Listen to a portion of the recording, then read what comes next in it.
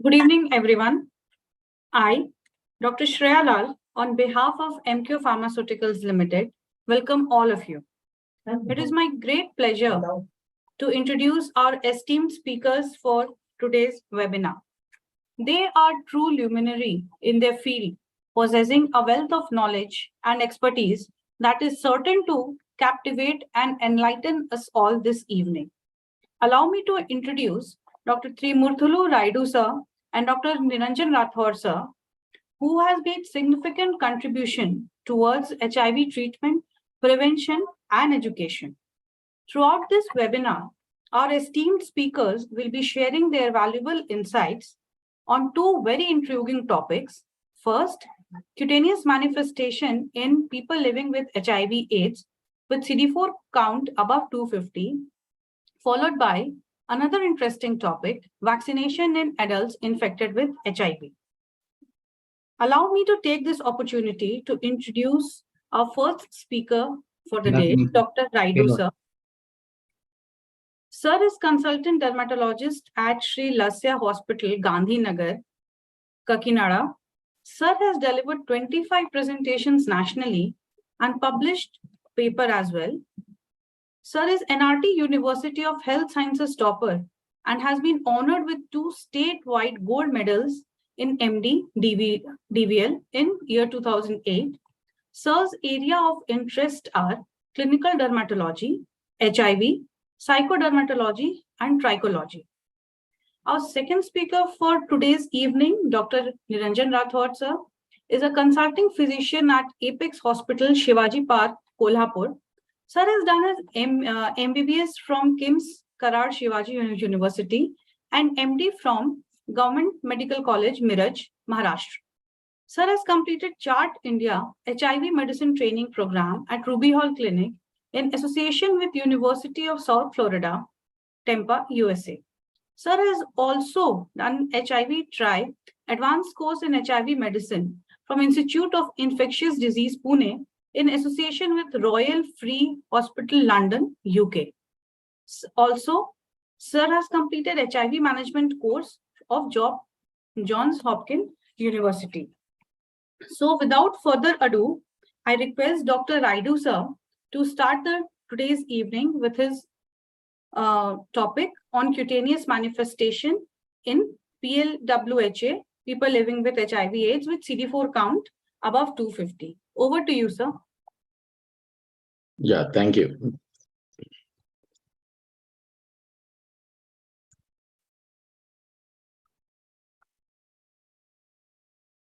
Yeah, good evening, everyone. At the outset, I would like to thank these MQ people for giving me the opportunity to speak on this very interesting topic.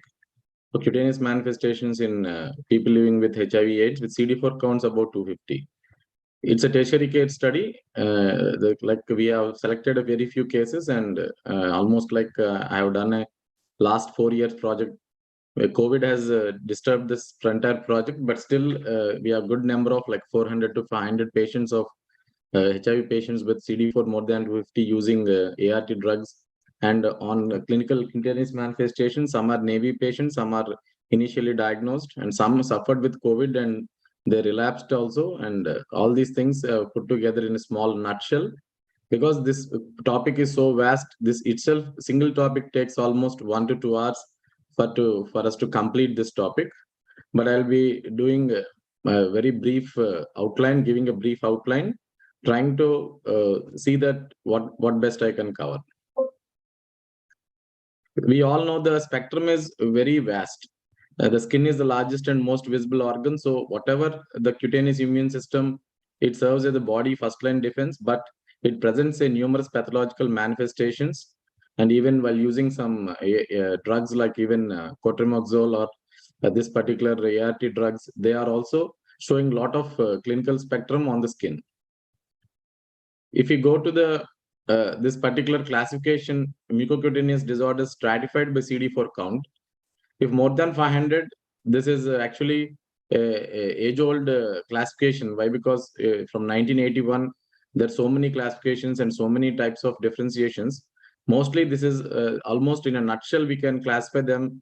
If the CD4 count is more than 500, we can usually see the vaginal candidiasis or oral hairy leukoplakia, or acute retroviral syndrome, seborrheic dermatitis, even psoriasis which is not responding to treatment, or resistant psoriasis, or even psoriasis presenting straight away with nail psoriasis or psoriatic arthritis.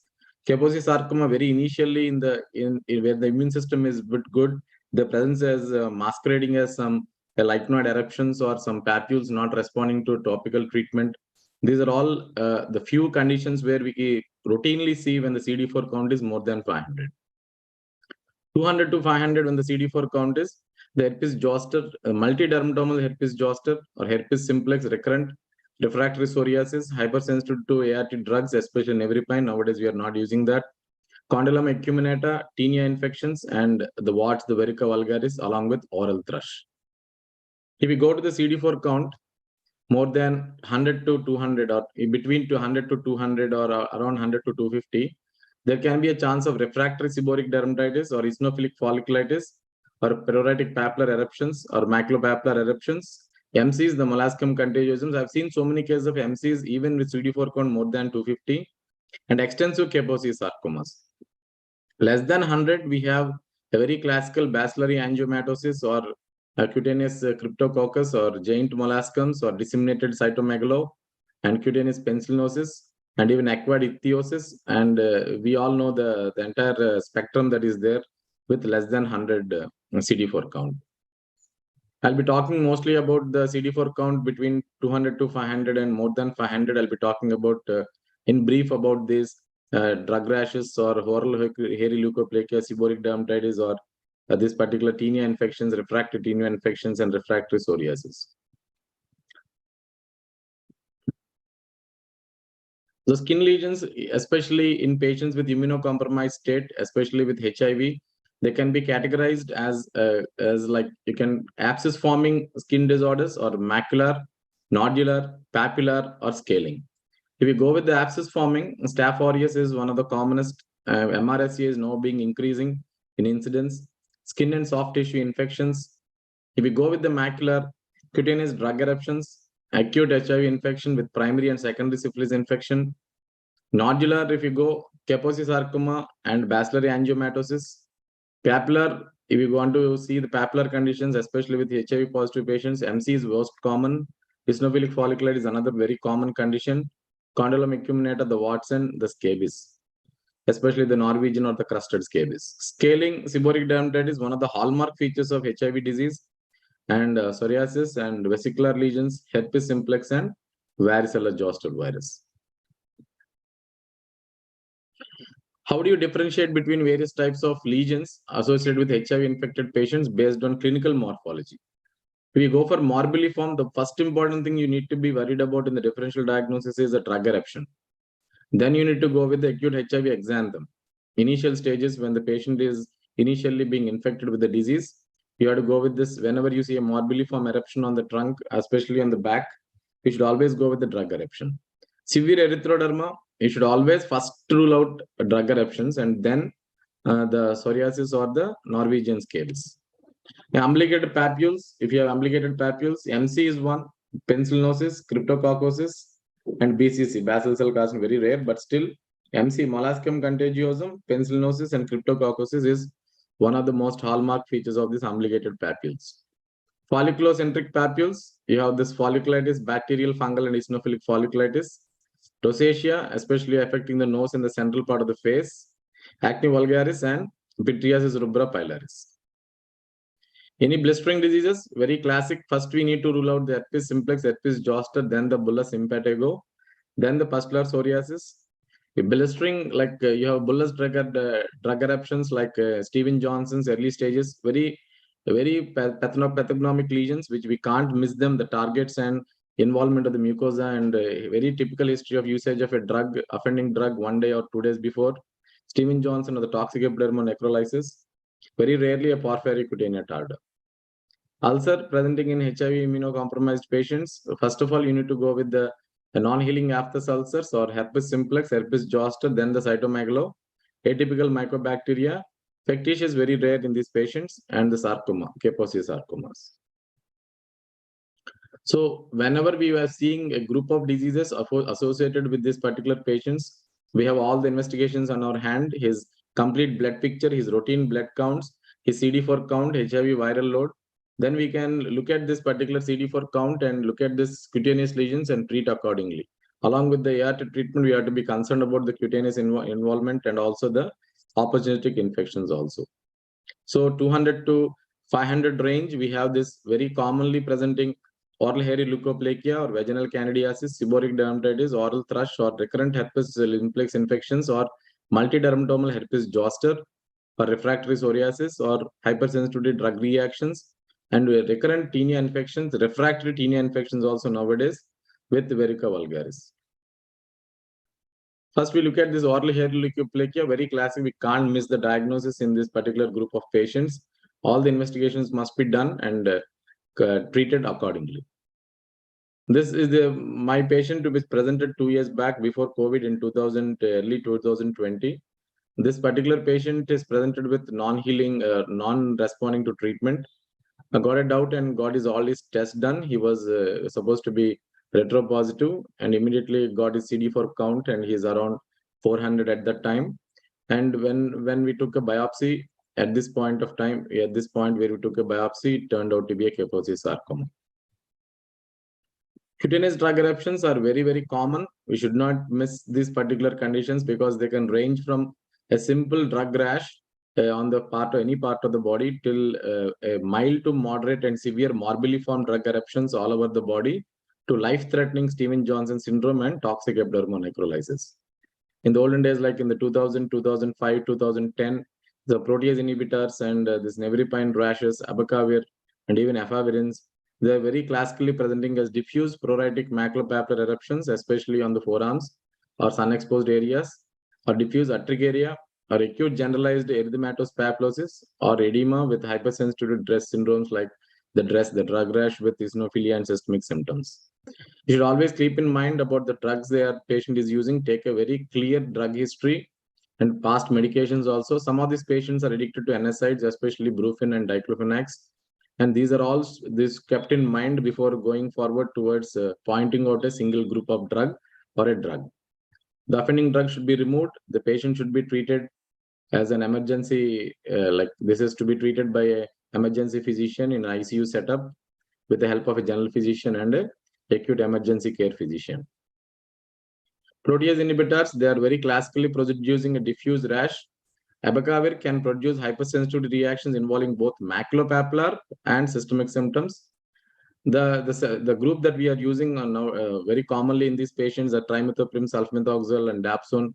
The sulfas, very, very important for prophylaxis and prevention of opportunistic infections. They cause a very typical skin rash, and they can also land up the patient into Stevens-Johnson syndrome also. So most important thing is you need to be worried about what type of rash you're looking at. Is it a bullous drug eruption or a diffuse drug eruption or a morbilliform drug eruption involving the mucosa or not?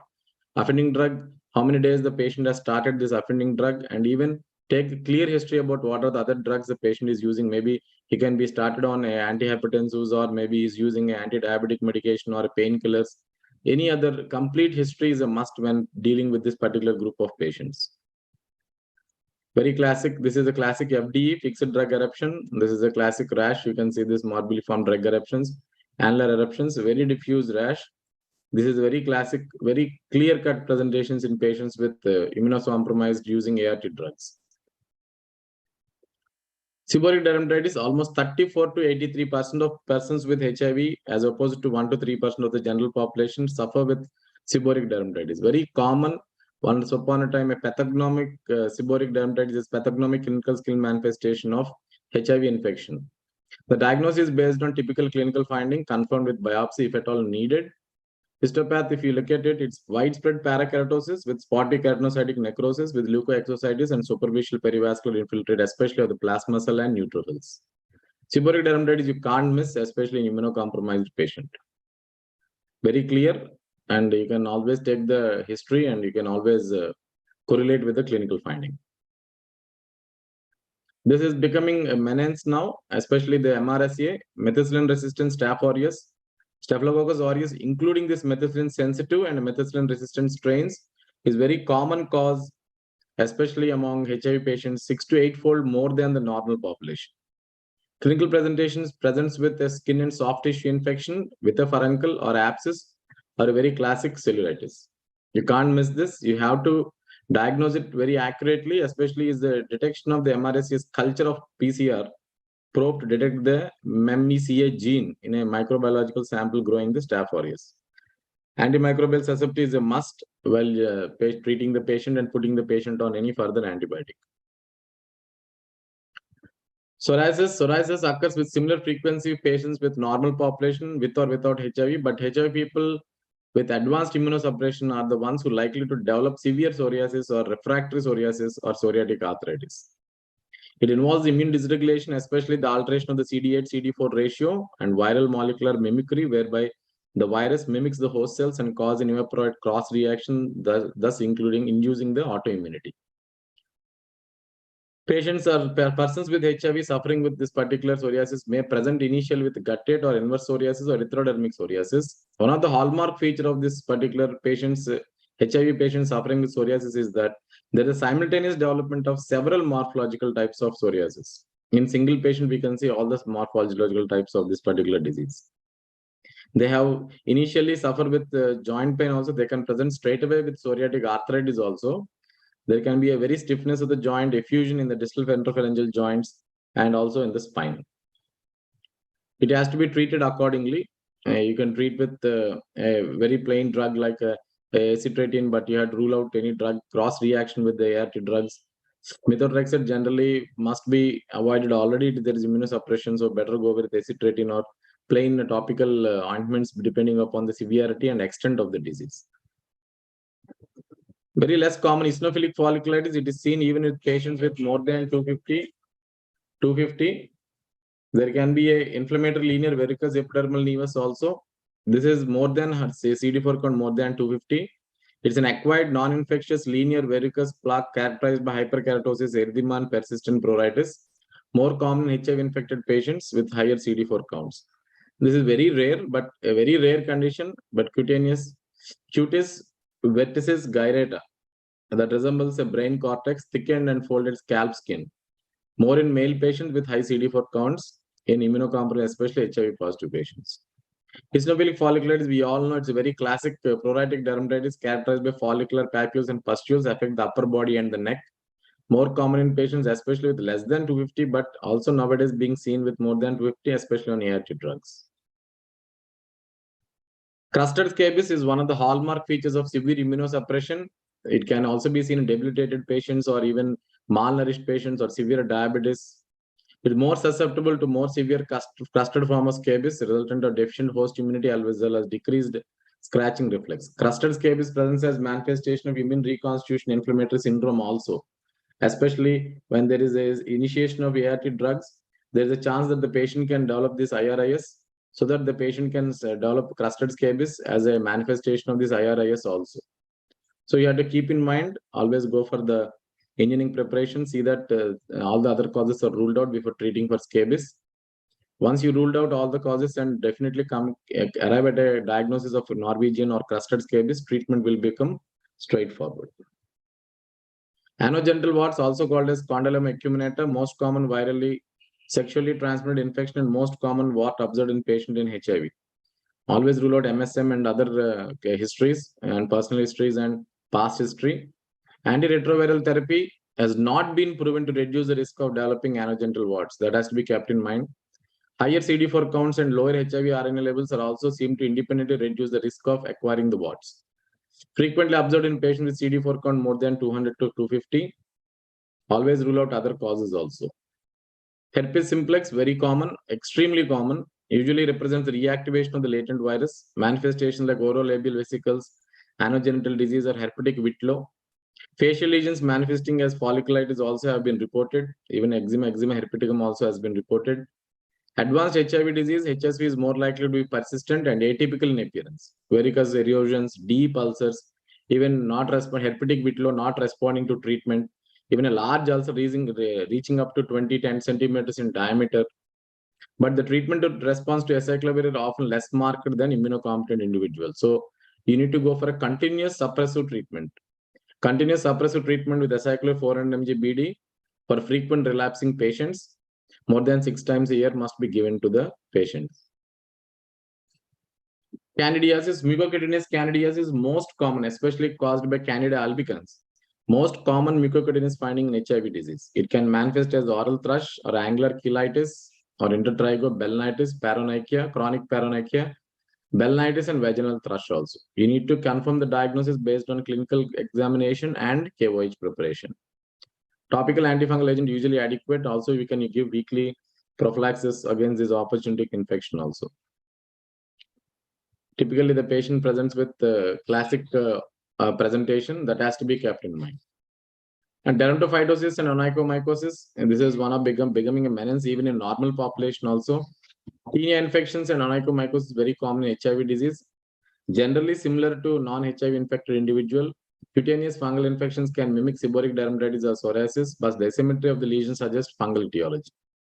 Tinea unguum is frequently associated with tinea pedis and produce subungual hyperkeratosis, onycholysis, and nail discoloration. PLWHA, that the proximal white subungual onychomycosis, unusual presentation is more specific to HIV infection. Topical treatment is not at all effective. Terbinafine is highly efficacious for dermatophyte, but not predictable for non-dermatophyte. Terbinafine 250 mg per day for 6 weeks for fingernail, 12 weeks for toenail. Ketoconazole we are using now left and right, so it's a fungistatic against dermatophytes, mild and yeast also.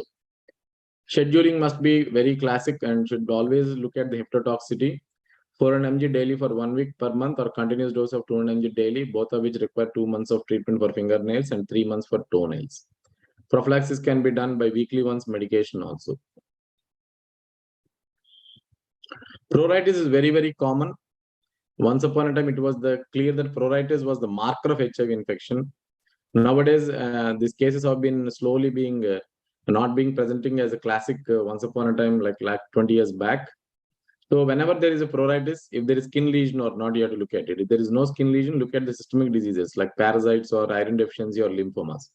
If there is skin lesion, follicular. If it is follicular, is it folliculitis? Go for biopsy, eosinophilic folliculitis. If it is infective folliculitis, look at this, any Demodex follicularum or Pitrosporum bacteria or any other things that are ruled out here. Non-follicular, look always at scabies or any eczemas or drug eruptions. If it is a classic follicular, no folliculitis, go for acne rosacea or any drug eruptions. Very, very useful flowchart algorithm to treat pruritus in HIV positive patients. If there are skin lesions, whether it is follicular or non-follicular. If it is follicular, is there folliculitis? If there is folliculitis, go for biopsy or straightforward, you can look at the lesion and look at whether it is eosinophilic folliculitis or infective folliculitis. If it is follicular and you have no folliculitis, you can look at the chance of rosacea. If it is non-follicular, rule out scabies and drug eruptions. How do you approach the patients? These are the brief things that I want to discuss about the patients, cutaneous manifestations of HIV patients with CD4 more than 250. So you have to treat them. Management approach should always be a cornerstone. Antiretroviral therapy is the cornerstone. And nowadays, because of this advent of newer drugs, we are having less complications and we are making the life of these particular patients very comfortable and treatable and manageable. Topical therapy must be used cautiously and also to treat. Initially should start with cutaneous manifestations. You should always start with topical antifungals or topical antibiotics or topical steroids, mild steroids. See that whether they need systemic therapy or not. Systemic therapy will be necessary for severe or refractory cases, including oral antifungals, oral antibiotics, and oral steroids. Preventive measures are the must. Safe sex practices, avoiding sharing of personal hygienic items, and timely treatment of opportunistic infections and usage of compliance of treatment to ART is a cornerstone of management of these conditions. Thank you all. Thank you so much, sir, for such an interesting presentation. Now I would like to welcome Dr. Niranjan sir to deliver his talk on vaccination in adults infected with HIV. Over to you, sir.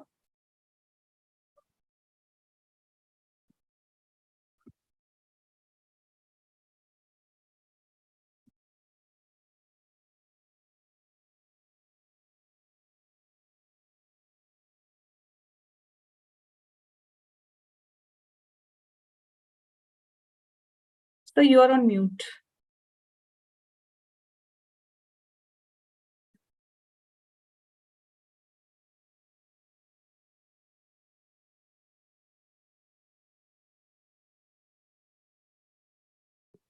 Am I audible?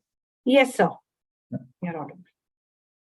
Good evening, friends. Today we will discuss a crucial topic that often doesn't deserve attention. It should be deserved. No, it's often ignored and overlooked topic as far as we physicians are concerned. So today, my intention of giving talk on this topic is to make people aware about the adult vaccination in the HIV population.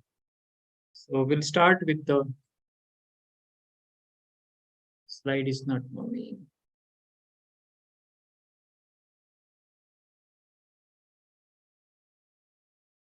Sir, can you reshare? Stop share and reshare. Just a minute, yeah.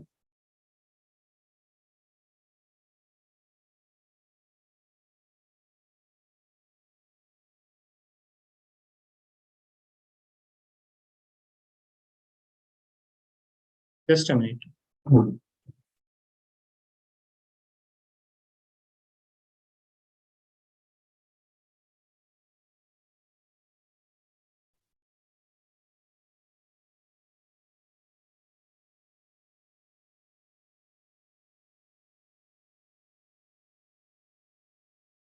I think.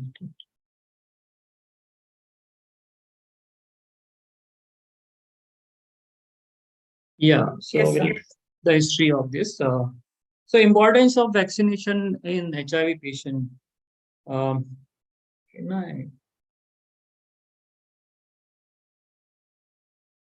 So often the immunocompromised system makes HIV people more susceptible for infections. Vaccines significantly reduce the risk of preventable illnesses like influenza, pneumonia, hepatitis, meningococcal disease. And when vaccine also boosted the immune response and provide an additional layer of defense. So vaccination also help in preventing the spread of disease in the community. So overall, the vaccine is very helpful in HIV infected person. So HIV persons, why they are at additional risk of acquiring so many infective agent? Because basically we need to understand the immunity or cell-mediated immunity of the patient is at fault. Secondly, there is a B cell dysfunction, and thirdly, there is suboptimal immune response to the invading organism. So vaccination is the most effective way of patient with early HIV infection. Those who have no restored CD function, it's the ideal time we should vaccinate. What are the concerns regarding the vaccination? There is safety and efficacy of vaccine is one concern, and there is a concern of when we should give the vaccine. What is the optimal timing? So we'll try to understand all these things in the few slides. So what are the general principles of vaccination? So in HIV, we prefer inactivated vaccines are generally safe and acceptable in HIV. The administration of inactivated vaccine should not be delayed irrespective of disease stage. And protective immunity with vaccination can be achieved in most of the patient despite of immunosuppression. So what are the challenges in vaccine coverage? Why we are not able to vaccinate the people who are HIV infected? So there is a lack of knowledge regarding the current recommendation, the lack of infrastructure within the clinics. There are concerns regarding the safety of vaccine, concerns regarding the efficacy of vaccines. And of course, in India, the cost is the biggest hurdle in the immunization of the patient. So how we can improve the vaccination? By integrating vaccine services in HIV care center, by educating healthcare providers, educating patient about the importance of vaccine, removing their misconception about the vaccination, and we must come out with the indigenous and cheaper vaccine. So this is how we can improve the vaccination. So what are some? Let us talk about some fact about the vaccine.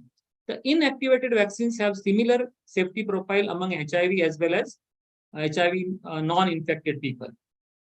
Post-ART therapy studies have not shown vaccine to be no trigger of the infection. So many times we are worried about whether this vaccine will trigger the infection or trigger the HIV spikes and progression, which is not true. early after HIV infection, immune responses are same those with the negative. So if you hit the patient early with the vaccination, as soon as they are infected, then the immune response is similar with HIV infected person as well as non-infected persons. However, in advanced HIV infection, impair the vaccine response. So which are the recommended vaccines for HIV infected adults? So inactivated vaccines are generally safe in the HIV people. So influenza vaccine, pneumococcal vaccine, hepatitis B, A, Tdap, tetanus, diphtheria, pertussis, human papillomavirus, meningococcal vaccine, and COVID. Of course, we are all known, and most of people are vaccinated. So these are all inactivated vaccine, and there are some live vaccine which can be given. So we'll see how we can. So live vaccines are generally contraindicated among the HIV patient because of the fear of they can spread the infection. And then secondly, how we can choose a patient whom we want to give live vaccine. So the criteria is CD4 has to be more than 200. Then and then only we should give a live vaccine. So which are the live vaccine we can give? So MMR is one and varicella is one if the patient is not immune to this disease. So what is the ideal timing? Ideal timing of vaccination is usually uncertain. The immune constitution improve the vaccine response. So when we start ART therapy, patients once the ART is started, once the immunity is reconstituted, you can think of giving this vaccines. So delay in vaccination increases the risk of infection. So ideally, vaccine should be given at initial HIV visit or as soon as you detect the patient is HIV positive, provided that your CD4 count, and you have to look at the CD4 count and immune status of the patient. So influenza, pneumococcal, hepatitis B vaccine should not be delayed irrespective of CD4 count. If the response to vaccinations are inadequate, revaccination is generally recommended once the CD4 count mounts. So vaccine response is better at higher CD4 count.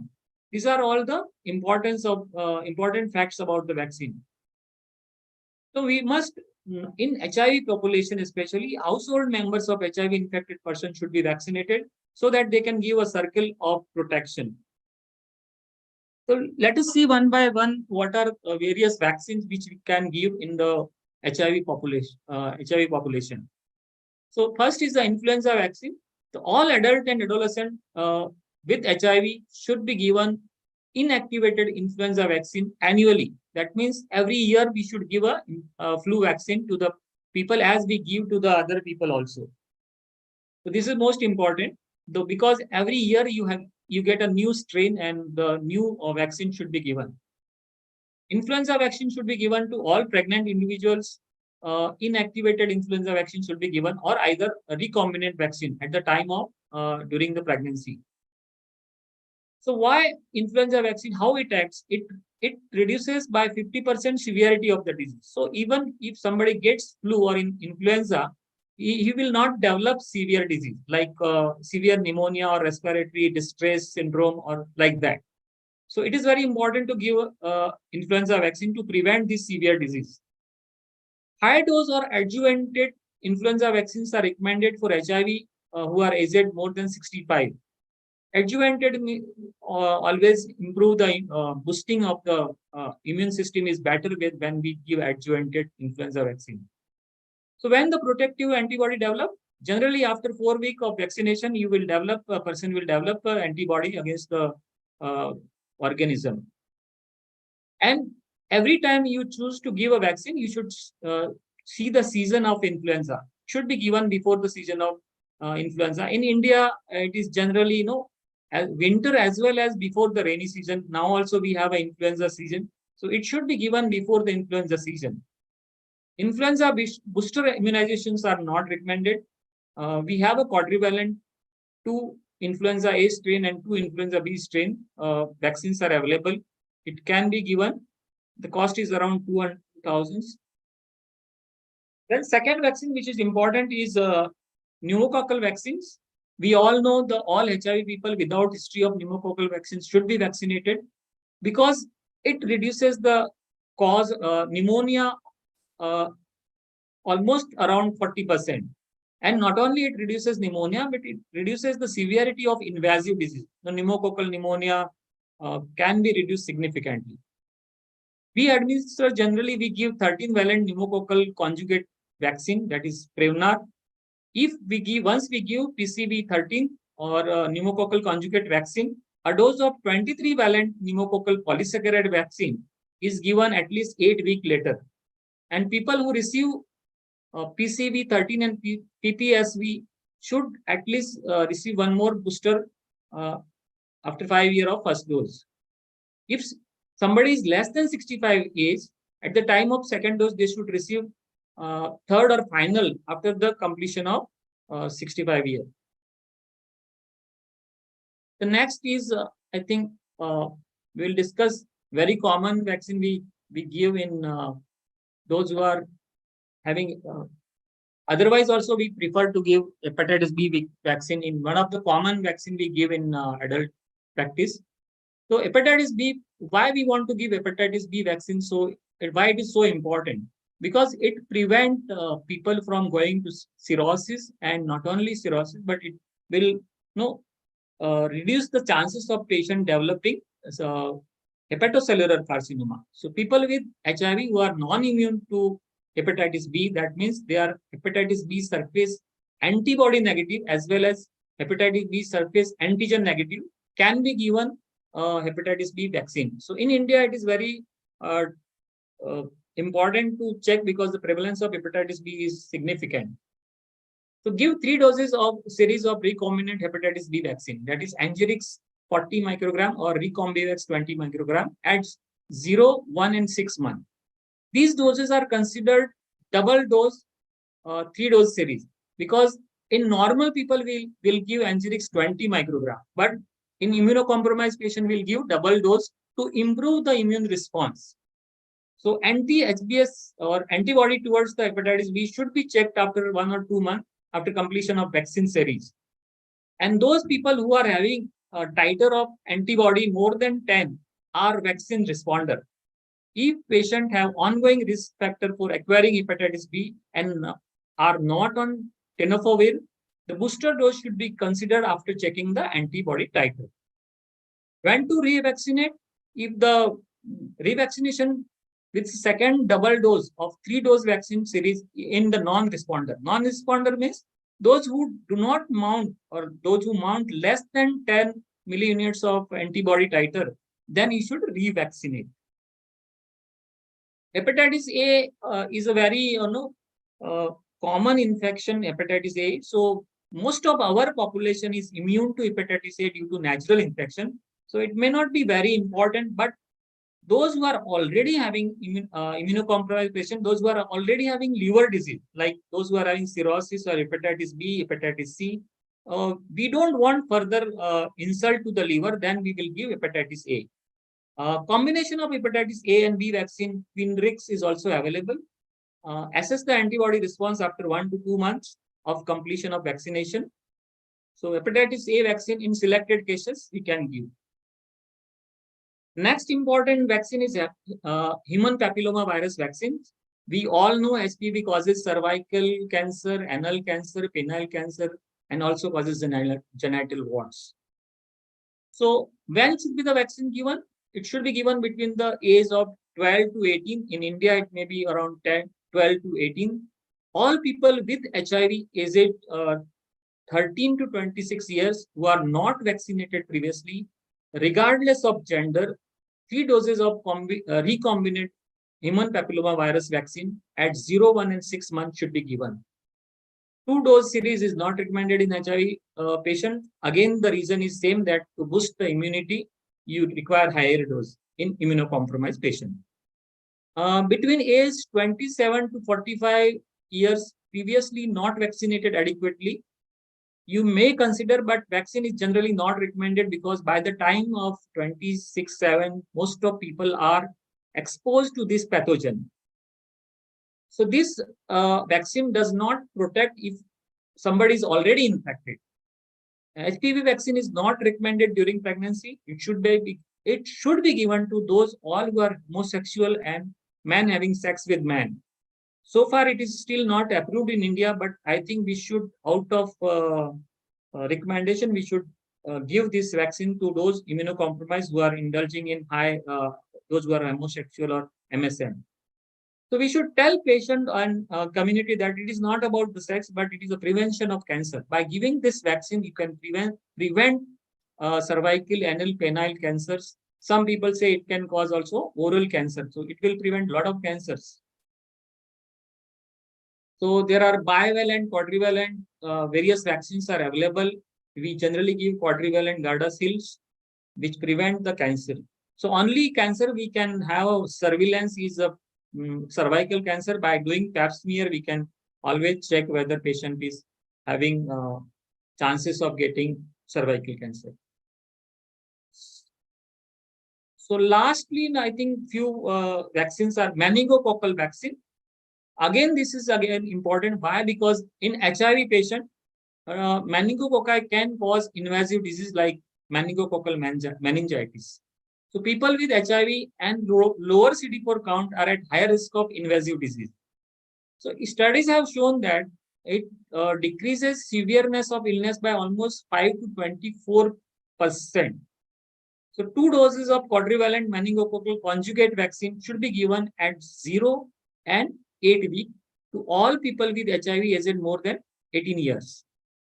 Those individuals with HIV who have been vaccinated previously and are of age more than 7 years, a repeat vaccination every 5 years throughout the life should be given.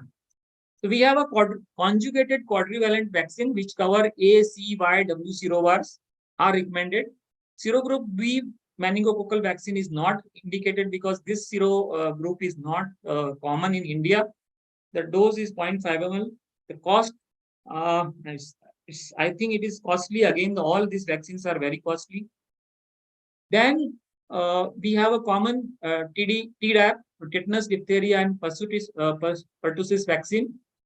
If person with HIV have not been vaccinated at the age of 11 or older, give this vaccine Tdap and TD or Tdap every 10 years thereafter. For pregnant women with HIV, give 1 dose of Tdap during each pregnancy between 27 to 36 weeks of gestation. All adults not previously vaccinated should receive single dose of Tdap followed by TD booster every 10 years. So this is very important vaccine in HIV population to prevent all these diseases. Or if they are not vaccinated and suppose somebody's family member or child is having diphtheria or this type of diseases, they can transmit to the HIV population. And of course, COVID-19 vaccine, most of our population is vaccinated. All adult and adolescent should get COVID-19 vaccination regardless of CD4 count and HIV viral load. We have all seen that risk of severe and critical COVID is high in HIV patient, and this is definitely going to help. And we have seen this in the pandemic that COVID is really, vaccine is really helpful. Now we will consider some of the live vaccine. So far we have covered the inactivated virus vaccines. Now we'll see some of the live vaccine, when we can give live vaccine. So measles, mumps, and rubella vaccines, the 2 doses of MMR at least 1 month apart to the people with CD4 count more than 200 and who have no evidence of immunity to MMR can be given. So when you will give MMR vaccine, if suppose somebody is not immune and somebody's CD4 is more than 200, then only you can give the MMR vaccine. So what are the evidence of immunity? Somebody is born before 57, had received MMR vaccine, has laboratory evidence of immunity or disease. So this is how you can check whether patient is immune or not. An MMR vaccine is contraindicated during pregnancy and those who have less than 200 CD4 count. Why we are worried about measles? Because measles is virulent in immunocompromised host. It increases the mortality rate as high as 40%.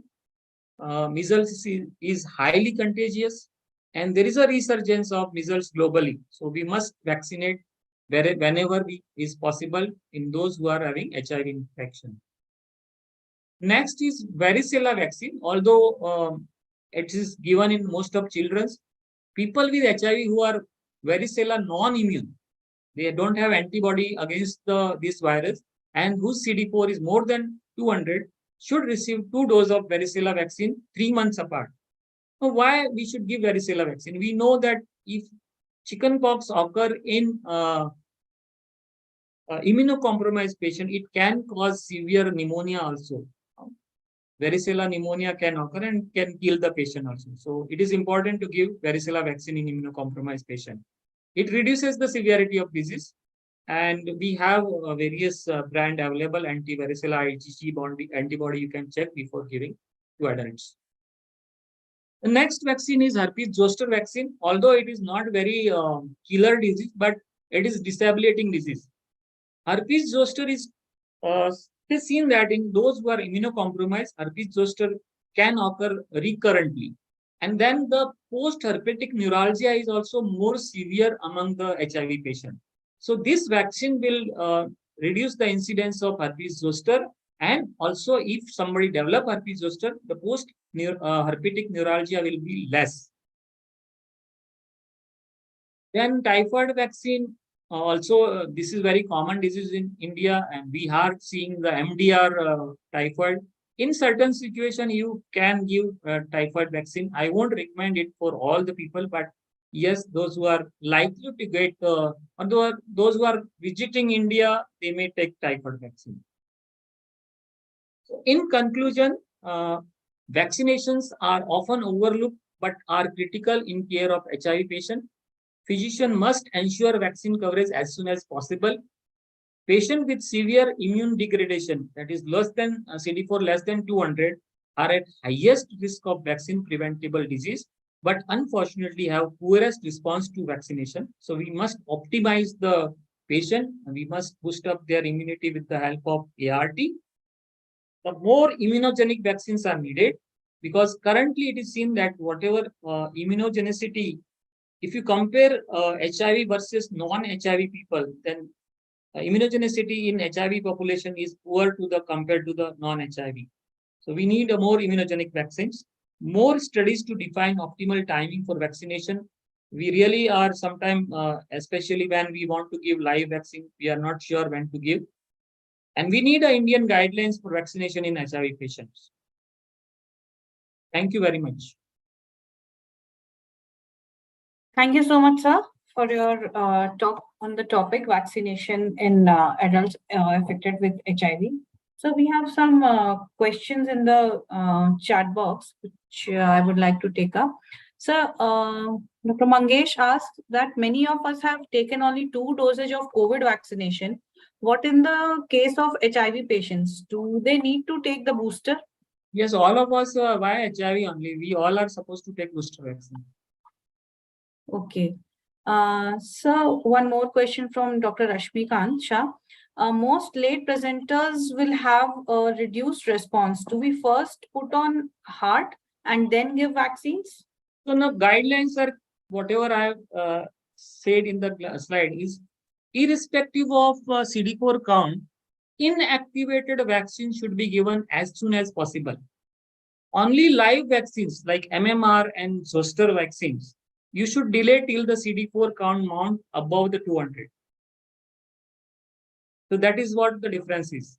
But inactivated vaccines like influenza vaccine is there, pneumococcal vaccine, meningococcal vaccine, all should be given to patient irrespective of their CD4 count. Okay. So there are questions in the chat box regarding typhoid vaccines in the HIV patients and vaccine for herpes So it's zoster. really, I really personally feel that those who are high likelihood of getting typhoid HIV patients should take typhoid vaccine. Okay.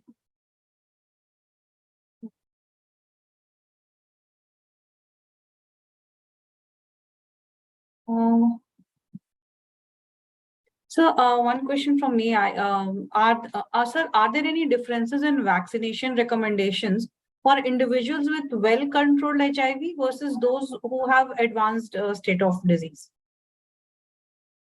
Yes. No, that's what I am telling. No, all those vaccines which are live vaccine should not be given below CD4 count 200. So there is a difference. So if you give live vaccine, there are more chances of spreading the disease, and uncontrolled disease patient can develop after vaccination. So suppose I give a MMR vaccine, a patient can develop measles or serious measles if the CD4 count is less. But inactivated vaccines can be given irrespective of CD4 count, or it should be given as soon as possible. Okay. So Thank there you, are no sir. Indian, I searched it, but there are no Indian guidelines for vaccination in HIV adult. Okay. So I think this question is for Dr. Rayudu, sir. One doctor asked that how to differentiate clinically cutaneous crypto, talero, and histoplasmosis in HIV.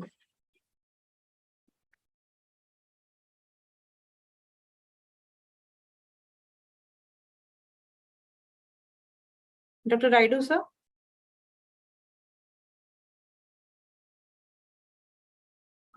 In the meantime, he joins. Dr. Rathod, sir, there is one more question for you. Well-controlled HIV patient, pneumococcal vaccine 13 and 23 can be given 1 year apart like normal individuals? Yes, can be given.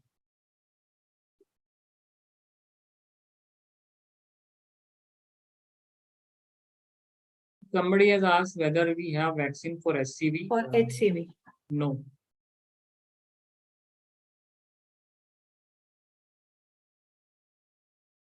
Dr. Rayudu, sir, can you hear us?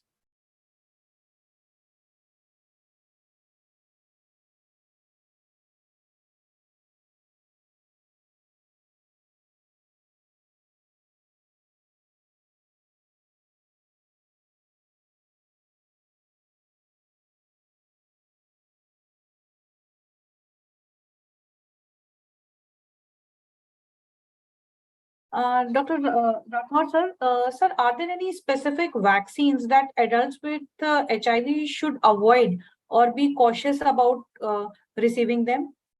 Any specifics?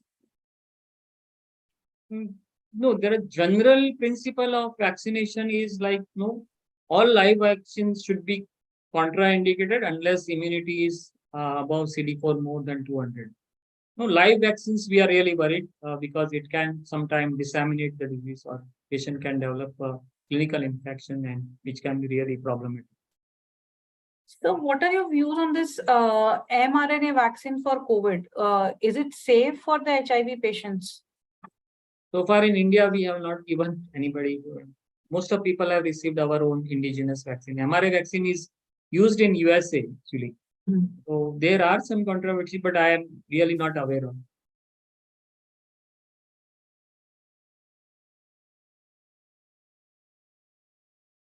So one of the doctor asked that, is there any hope for vaccine against HIV in near future? The same from Dr. Mamta as well. That is going on, but it's not in the horizon still.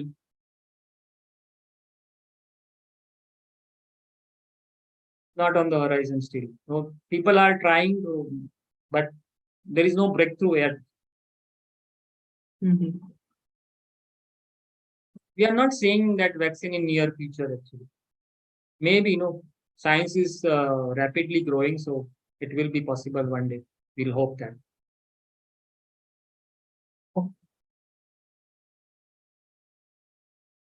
Dr. Rayudu, sir, are you there?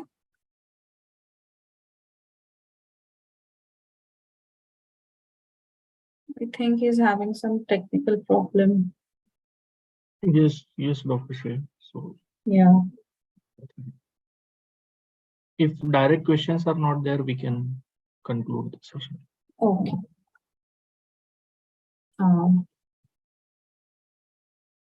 Let me check once the chat question box. Okay.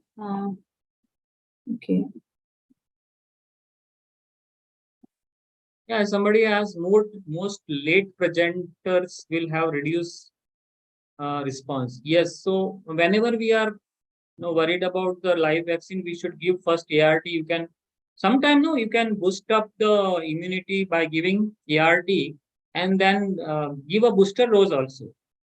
So of inactivated vaccines. somebody has asked whether most late presenter will have reduced response. So do we first put on hard and then give vaccine? Yes, some vaccines are, of course, Hello? Yes, sir.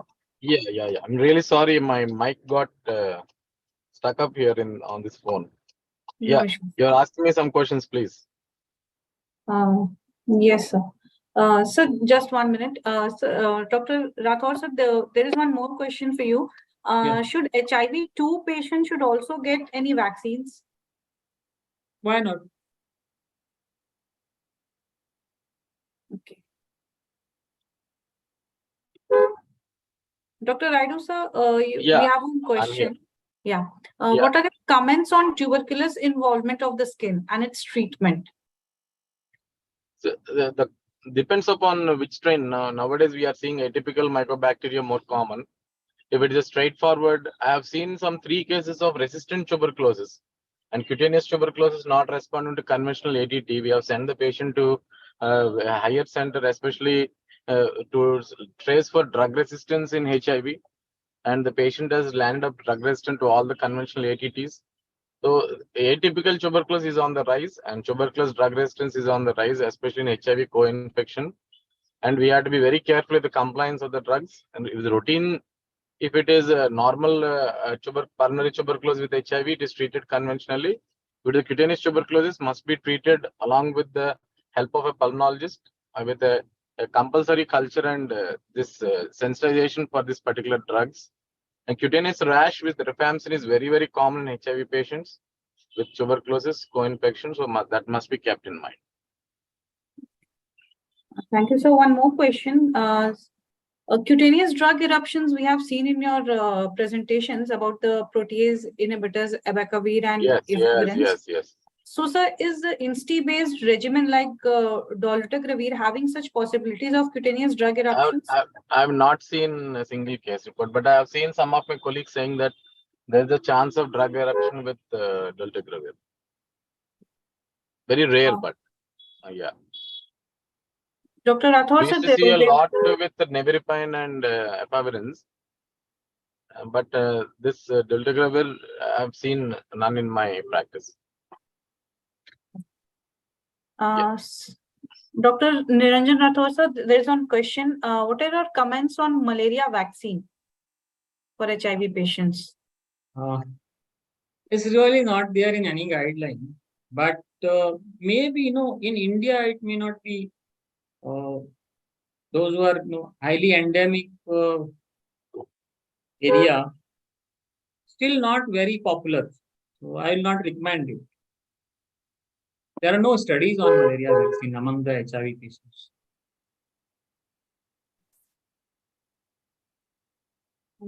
Audience, any more questions if you have for our speakers?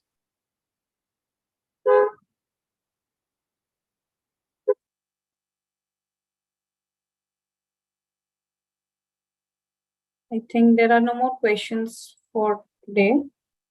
So I'll just call it a day. So we sincerely hope that you found today's webinar to be informative and enlightening. The knowledge and perspective shared by Dr. Rayudu sir and Dr. Niranjan Rathod sir are sure to have a lasting impact, empowering us to navigate the challenges in utilizing the HIV treatment.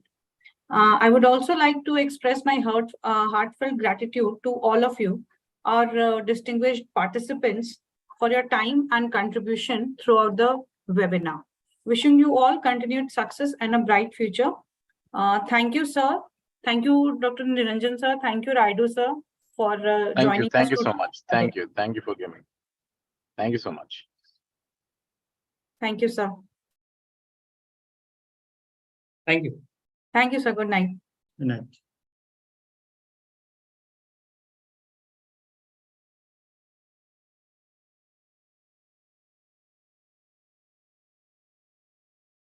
Thank you very much, sir.